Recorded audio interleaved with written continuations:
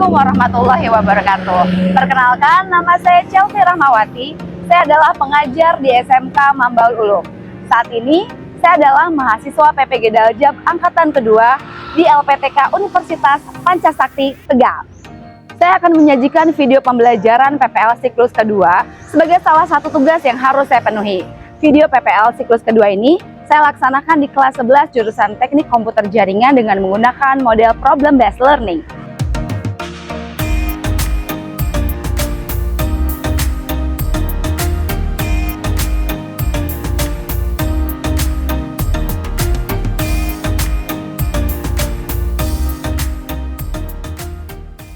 Model pembelajaran Problem Based Learning dipilih untuk menyelesaikan masalah belajar pada proses belajar mengajar.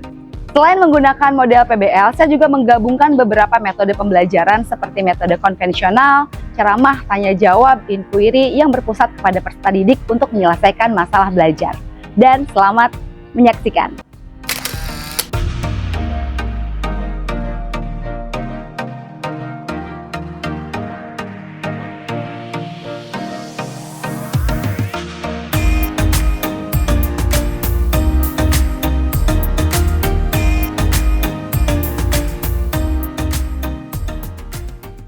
Assalamualaikum warahmatullahi wabarakatuh. Waalaikumsalam warahmatullahi wabarakatuh. Selamat pagi semuanya.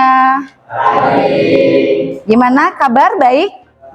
Alhamdulillah. Cerah ya, semua semangat. Oke. Sebelum belajar, kita berdoa dulu supaya lancar dan berkah. Silahkan dipimpin doanya. Sebelum belajar alangkah baiknya kita berdoa. Berdoa mulai.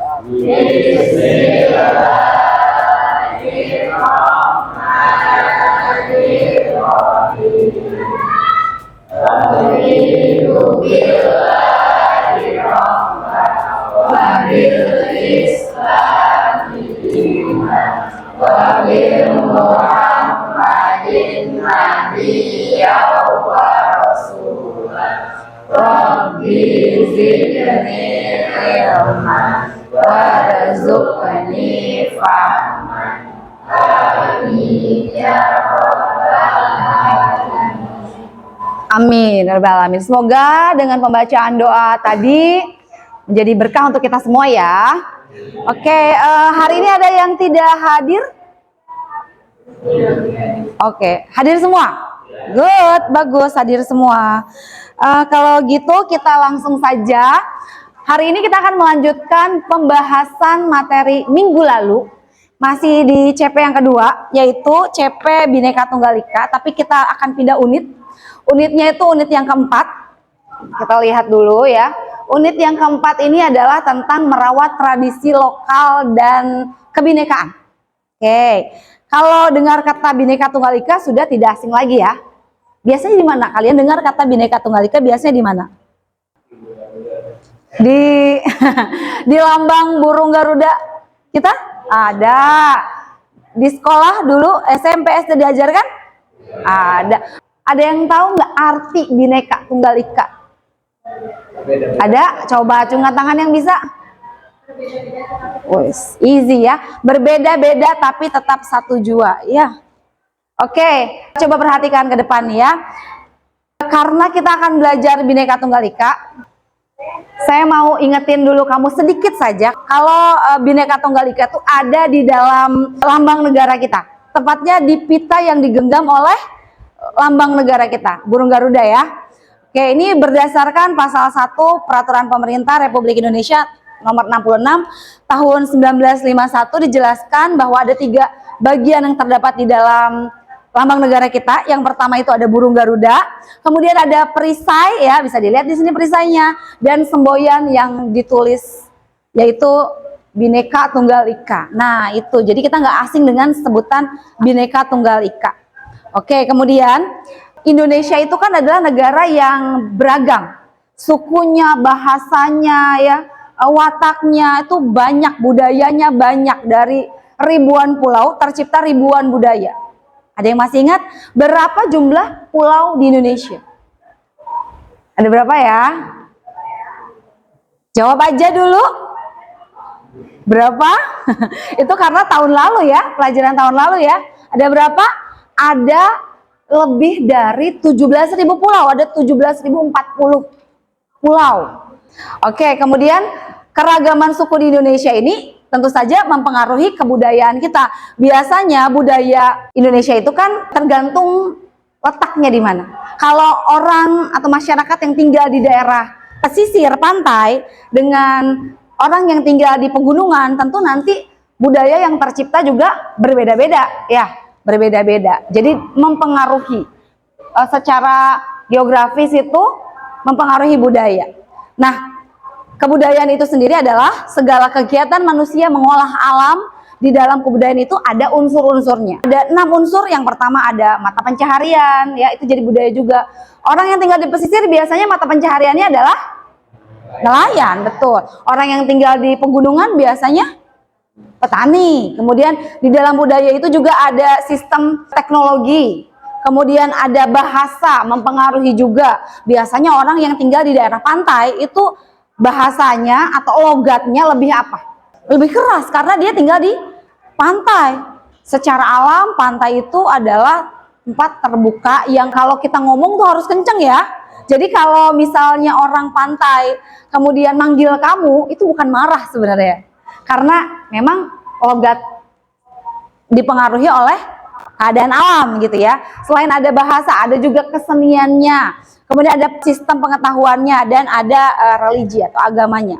Maka kita itu sebagai generasi muda atau sebagai bagian dari bangsa Indonesia harus menjaga tradisi lokal kita. Agar apa? Agar kita tidak kehilangan jati diri kita. Karena jati diri kita itu adalah Bhinneka Tunggal Ika. Berbeda-beda tapi tetap satu jua. Ya memang itu ciri khas bangsa Indonesia yang tidak dipunyai oleh bangsa lain. Karena kalau bangsa lain itu tidak sama ciri khasnya dengan kita nih. Yang punya banyak pulau, yang punya banyak budaya, yang punya banyak bahasa gitu ya. Jadi tanggung jawab, salah satu tanggung jawab kita adalah merawat tradisi yang kita punya agar kita tidak kehilangan jati diri kita sebagai bangsa yang plural. Oke, sekarang karena tema kita merawat budaya ya, kita kan temanya merawat budaya nih. Saya mau nanya dulu nih ke kamu nih, kira-kira kamu tahu nggak ini gambar apa? Gambar apa ya? Burger. Suka? Ini gambar burger, suka. Oke. Ini gambar apa? Wah, ini gambar apa nih ya? Gambar apa ini? Langsung tahu, gambar boba. Suka beli ini? Oh, ini kesukaan kamu? Ini juga? Kalau gambar ini tahu nggak? Oh, tahu dong. Ini gambar apa ya? Yang atas gambar apa? Gambar apa ini? Oh, pintar kalau makanan nasi jamblang. Oh, nasi jamblang tuh makanan khas mana? Cirebon. Udah pernah nyobain ini? Suka? Kalau bawah yang bawah gambar apa nih? Ramen. Kalau kamu milih atas apa bawah? Kamu suka yang mana? Atas. Oke. Zeni suka yang mana Zeni? Atas. Nasi jamblang lebih enak daripada ramen. Nindi? Nasi jamblang. Rizky? Atas. Oh, nggak ada yang suka ramen. Tapi kalau nasi jamblang sama burger, lebih suka mana? Tetap jamblang. Yang mana? Yang mana nih? Oke, kita ganti gambar. Oke, kalau gambar ini kamu tahu nggak? Gambar apa ini? Gambar apa? Gambar apa ini? Gambar yang nggak asing nih. Kalau di Cirebon nih, tradisi apa ini? Sering lihat? Ini tradisi? Oke, tradisi panjang jimat. Salah satu tradisi yang dipunyai oleh kota kita ya, Cirebon ya. Biasanya dilaksanakan pada bulan Maulid. Udah pernah datang ke sana? Belum pernah. Kemudian tahu nggak gambar apa ini? Bukan terusnya. Ini tahu nggak? Nih. Apa ya? Wih, pintar. Ngaben. Tahu nggak? Kalau ngaben itu dari mana? Bali. Ya, betul. Kalau ngaben itu tradisi apa?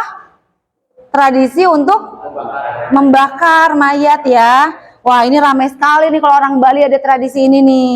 Wah, oke, sebelum saya lanjutkan, ada pertanyaan dulu nggak? Tentang bagaimana caranya merawat tradisi lokal dan kebinekaan. Setelah tadi saya menyajikan PPT tentang materi di Indonesia itu banyak budayanya, banyak bahasanya. Ada pertanyaan? Oke, silakan. Contoh tradisi atau ritual adat Indonesia yang bertentangan dengan ajaran Islam, dan bagaimana masyarakat mengatasi konflik tersebut? Oke, karena di Indonesia ini kan mayoritas memang Islam ya, agamanya ya, agama Islam. Tapi kadang-kadang nih Bu, kebudayaan kita itu bertentangan dengan ajaran agama kita. Ada nggak? Ya tentu saja banyak, karena masuknya Islam ke Indonesia sendiri juga kan lewat budaya salah satunya ya. Siapa yang menyebarkan agama Islam di Indonesia? Siapa? Wali Songo, betul. Apalagi salah satu walinya itu tinggal di Cirebon. Tahu nggak siapa wali yang di Cirebon? Sunan Gunung Jati. Tahu nggak namanya? Nama aslinya Sunan Gunung Jati? Ah, betul, good. Syekh Syarif Hidayatullah, salah satu wali Songo yang menyebarkan agama Islam di Indonesia, khususnya di Cirebon. Penyebaran agama di Indonesia sendiri kan lewat budaya. Pasti ada budaya atau ajaran agama yang akhirnya saling bercampur. Tidak jarang pula ada budaya yang bertentangan dengan keyakinan ajaran agama kita. Misal kita agama Islam, tentu saja yang bertentangan dengan agama kita adalah segala sesuatu yang berkaitan dengan kesyirikan. Selama yang kamu yakini di agama kamu itu benar, tentu saja kamu harus memilih budaya mana yang tepat untuk kamu amalkan, gitu ya. Oke, setelah tadi saya jawab pertanyaan dari Tiana, saya mau membagikan gambar, tapi ini nih, saya mau bagi kamu ke dalam kelompok dulu, beberapa kelompok dulu. Jadi kelas ini akan dibagi menjadi 4 kelompok. Kamu mau bikin kelompoknya sendiri atau saya bikinin? Oh, sendiri. Oke, silakan kamu pilih teman kamu yang nyaman. Satu kelompok terdiri dari 5 orang ya. Oke, silakan.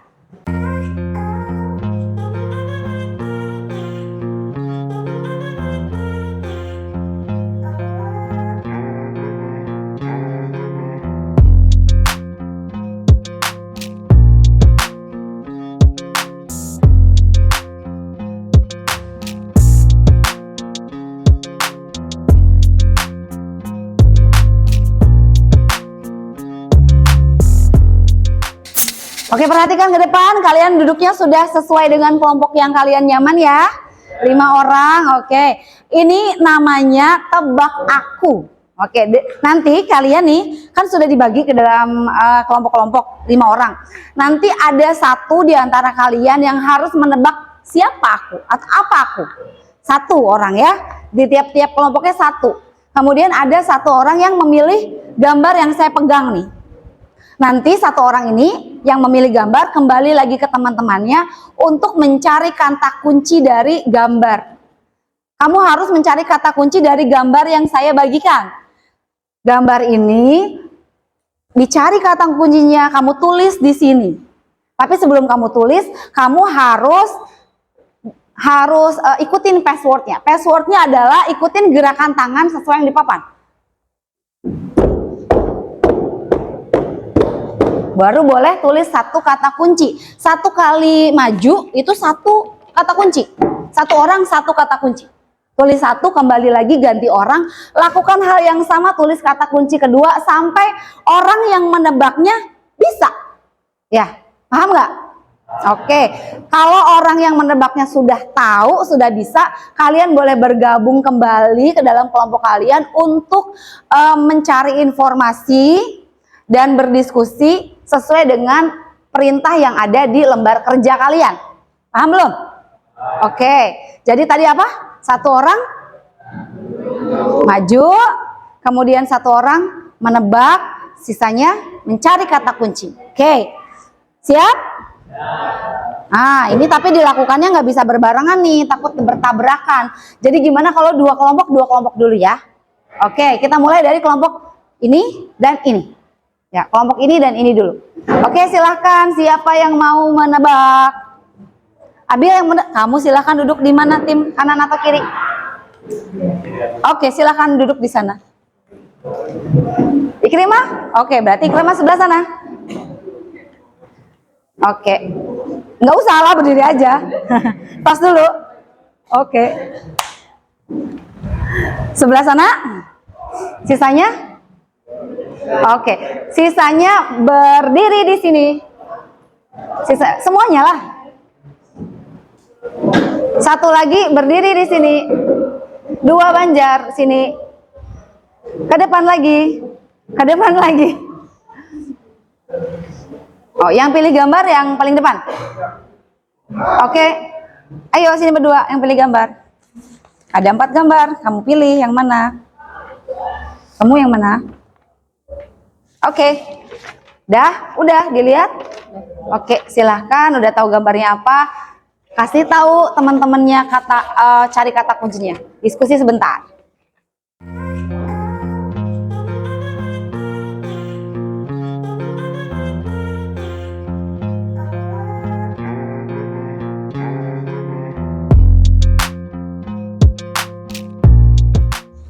Siapa cepat, berarti dia cepat kembali ke kelompoknya ya. Semakin baik kamu kata kuncinya, semakin membantu mereka berdua. Oke, kita mulai dari sekarang.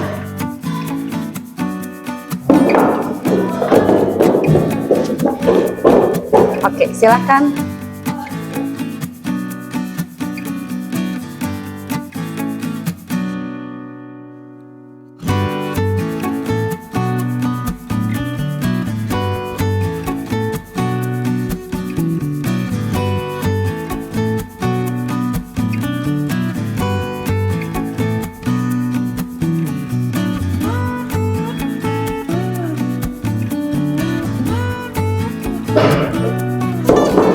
Ulang.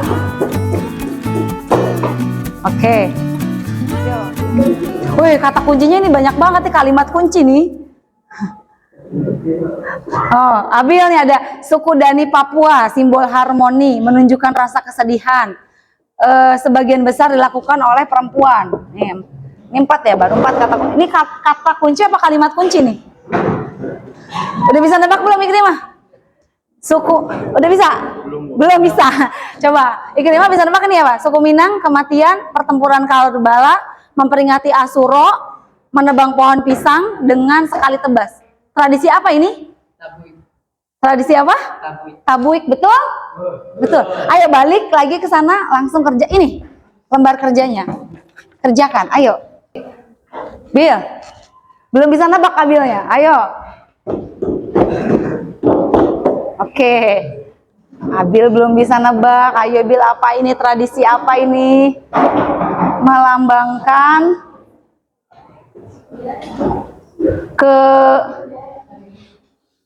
sedih, harmoni dari Papua apa? Kesedihan. Tradisi apa? Udah bisa nebak? Belum bisa. Cari kata kuncinya lagi. Cari kata kuncinya lagi. Apa?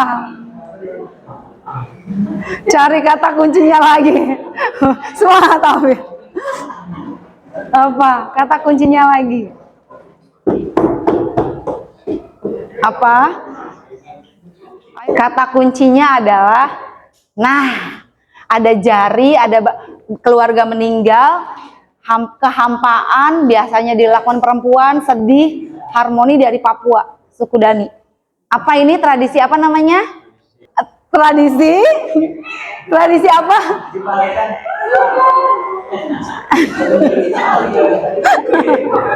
Kasih tepuk tangan dulu dong buat kamu.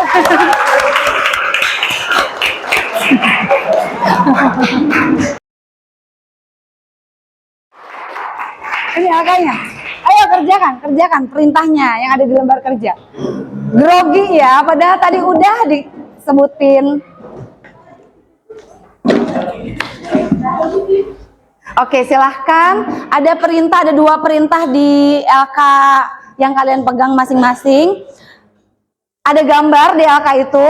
Coba analisis oleh kamu tentang tradisi apa sih di gambar itu tuh, ya, sesuai dengan tadi kata kuncinya. Kemudian sebagai generasi muda nih, apa yang bisa kamu lakukan untuk merawat tradisi lokal tersebut? Oh, udah, ini boleh pakai handphone, boleh cari di Google apa itu Iki Palek ya, Abil ya. Tradisi apa ini? Tabuik. Tabuik itu tradisinya orang Sumatera Barat ya, Pariaman. Oh, biasanya tuh rame kalau di sana tuh.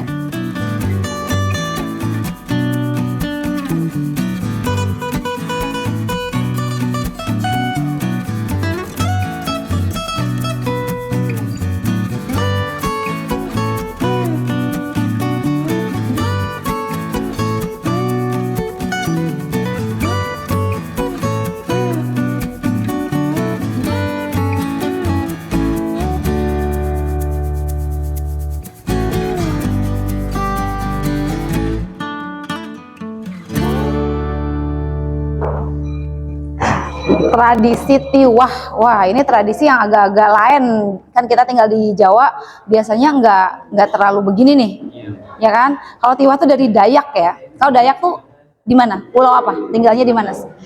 Kalimantan, betul, di Kalimantan. Kalau orang Kalimantan itu masih percaya sama ruh. Orang Dayak tuh percaya sama benda-benda karena kepercayaan mereka emang lekat dengan animisme dinamisme. Salah satunya adalah tradisi tiwah. Oke, tadi udah ada kata kuncinya ya. Tiwah itu tradisi suku Dayak mengantarkan orang yang sudah meninggal agar masuk ke surga. Oh, jadi harus memotong apa? Kerbau. Kerbau untuk orang Dayak itu salah satu hal yang sakral. Oke, silahkan boleh lihat Google untuk cari informasi. Kalau sudah, boleh didiskusikan dulu ya. Kalau di Cirebon ada berapa keraton? Ada keraton Kasepuhan, betul. Kanoman, terus Cirebonan. Nah, ini salah satu keraton yang ada di Cirebon. Ini orang Cirebon semua? Ya. Tapi Cirebonnya Cirebon gunung ya. Jadi nggak pernah jalan-jalan ke kota ya. Nah, ini ritual yang kalau misalnya orang Cirebonnya sendiri nggak tahu gimana? Ya enggak? Yang kalau bukan kita yang memperkenalkan, siapa? Nanti hilang lama-lama. Kalau generasi muda yang nggak tahu, nanti lama-lama hilang ini. Oke, sudah beres semua? Oke. Informasi dari berbagai sumber sudah kalian kumpulkan ya. Sekarang waktunya mempresentasikan dengan singkat saja apa saja yang kalian dapat dari hasil diskusi sesama kelompok kalian. Oke? Kita mulai dari kelompok yang awal dulu maju deh ya. Tadi kan duluan analisisnya soalnya ya. Oke, berarti dari kelompok Tabuik ya. Oke, silahkan. Assalamualaikum warahmatullahi wabarakatuh. Waalaikumsalam warahmatullahi wabarakatuh. Kami akan mempresentasikan hasil diskusi dari kelompok Tabuik. Ya. Tabuik adalah perayaan lokal dalam rangka memperingati nasional guburnya Imam Syekh Muhammad yang dilakukan oleh masyarakat Minangkabau di daerah pantai Sumatera Barat, khususnya di kota Pariaman. Festival ini termasuk menampilkan kembali pertempuran Karbala dan memainkan drum, asa, dan dol. Poin ya? Oke. Jadi salah satu tradisi yang dipunya oleh masyarakat Indonesia itu adalah tradisi Tabuik dari Aceh, Sumatera Barat. Oke. Jadi tradisi Tabuik itu tradisi di bulan Muharram. Kalau di Islam salah satu bulan mulia itu bulan Muharram ya. Ini tradisi Tabuik itu rangkaiannya berarti ya. Dari tanggal 1 sampai dengan tanggal 10 Muharram itu ada rangkaiannya. Sampai endingnya itu di tanggal 10 Muharram ketika Tabuiknya dibuang ke laut. Oke. Oke, good job. Terima kasih Tabuik. Tepuk tangan dulu. Ada yang bertanya? Untuk kelompok Tabuik ada yang nggak paham? Ada yang mau bertanya ke kelompok Tabuik? Oke, cukup ya berarti ya. Silahkan kelompok Iki Palek. Assalamualaikum warahmatullahi wabarakatuh. Waalaikumsalam.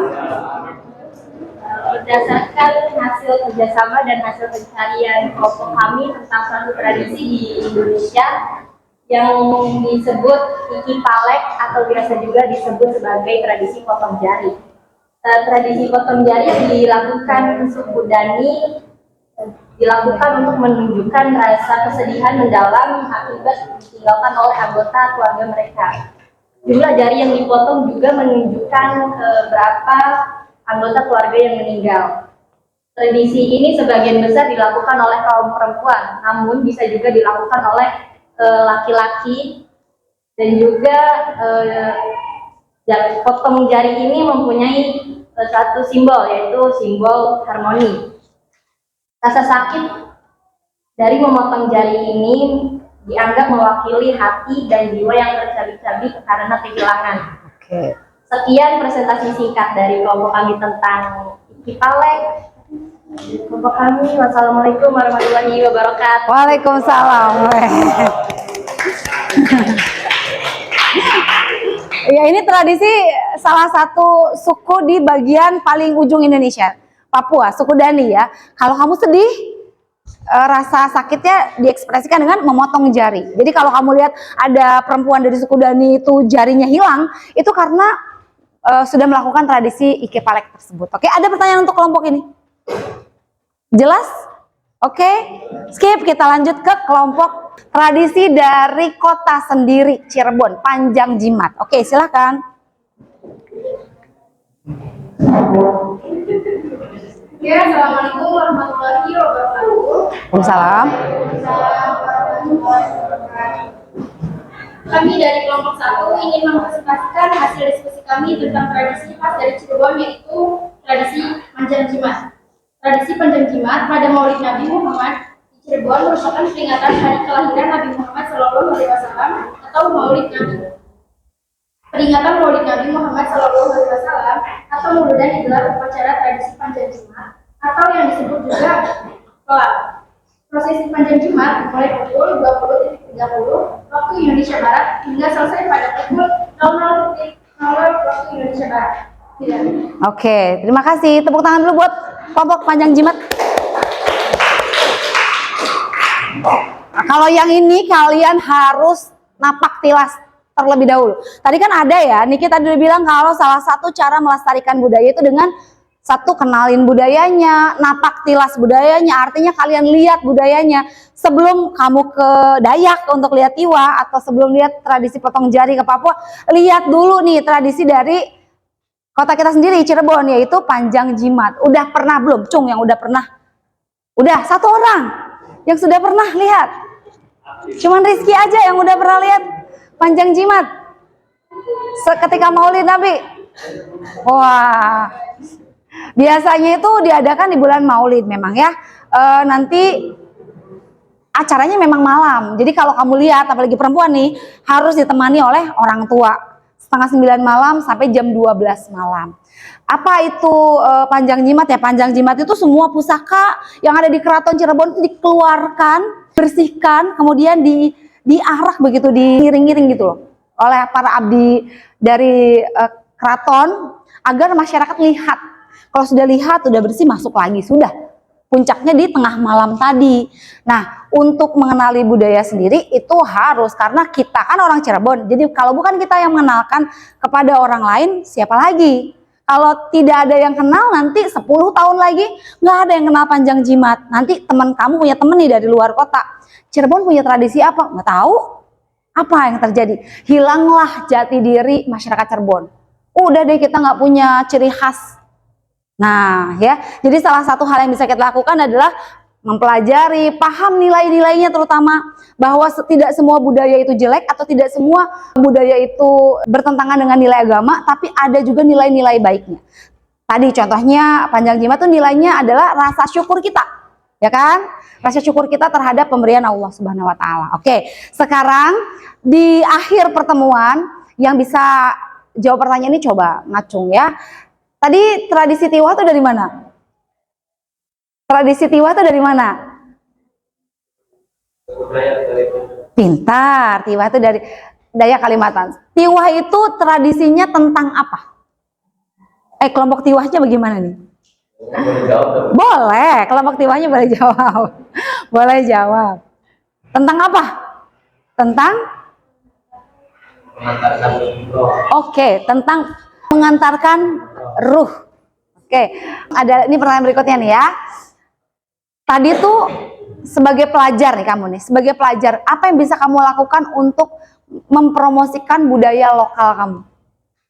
Yang bisa kamu lakukan sebagai pelajar? Apalagi eranya era digital, pelajaran sekarang nih. Apa yang bisa kamu lakukan? Ya? Mengadakan pentas seni daerah. Oh, bisa jadi mengadakan pentas seni di lingkungan sekolah agar kenal ya budaya lain. Ada seni tari, boleh. Oke, good. Nanti akan ada tugas minggu depan, tugas kelompok lagi. Mudah-mudahan nanti kita sehat, dipertemukan oleh Allah ya minggu depan. Terima kasih untuk hari ini. Yang tadi presentasinya masih malu-malu, jangan malu-malu lagi, minggu depan harus tambah berani. Semakin kamu berani, semakin baik. Keberanian itu berawal dari kamu literasinya baik. Semakin banyak baca, semakin bagus literasinya, nanti kemampuan berbicara juga semakin baik, begitu ya. Oke, good job untuk kita semua. Silahkan bertepuk tangan untuk kita sendiri. Sampai ketemu minggu depan. Saya akhiri. Semoga pertemuan kita jadi nilai ibadah. Assalamualaikum warahmatullahi wabarakatuh. Waalaikumsalam warahmatullahi wabarakatuh.